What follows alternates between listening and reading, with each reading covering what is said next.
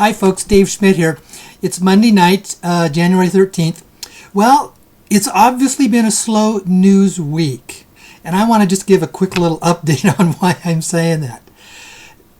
Articles that were written 2, 3, 4 months ago are beginning to be reposted. And some of those articles are just plain off the wall. There was another one that had come out about an NDA from a guy by the name of Judge Dale.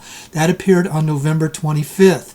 The day after that, I wrote a newsletter talking about how the things that he is saying are pretty much off base. But here's the issue.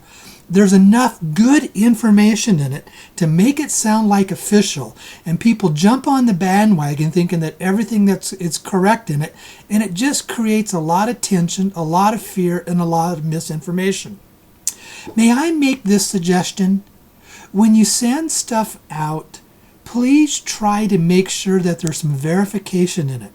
What I try to do when I see stuff that's posted, I try to look for at least 2 to 3 other sources that confirm it, and I try to look from them from sources where they don't communicate with each other.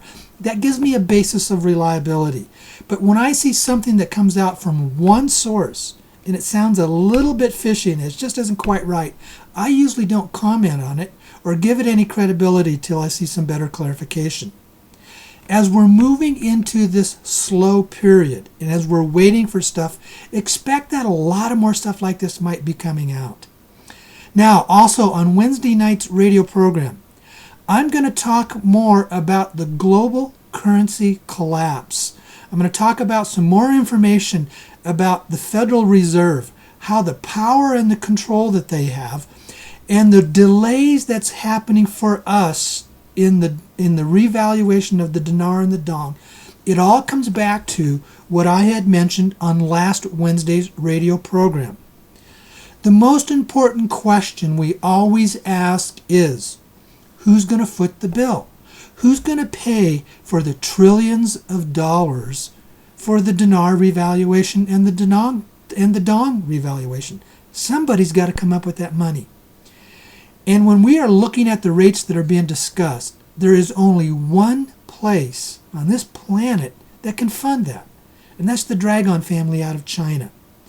And if they are going to fund it, that means they are going to be patient and they are going to wait and make sure that you can call them the banking cartel, the cabal, the Illuminati, that they have been neutered, that they are not going to be in a position to be able to become powerful and wealthy again through the currency revaluations. Everything else is secondary to that. They have been waiting centuries for us to come to the point where we can move into a place of using our wealth responsibly in a new paradigm. Do you think they're not willing to wait another month or two, if necessary, for those folks to be neutered? I'm currently reading articles from 2 years ago talking about the process that has been going on for that to take place. It's still going on. It is still ongoing. We don't know how long it's going to take.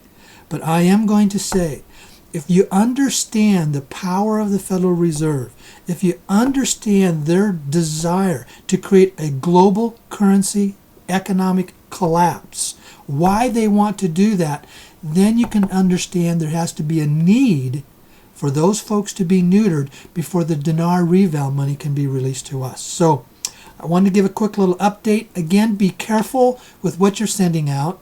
It's a slow news time. There's misinformation coming out. And I'm going to be talking more. I'll be continuing what I talked about on last week's program, and I'll give you another update on Wednesday as well, okay? Thanks a lot. Okay, bye-bye.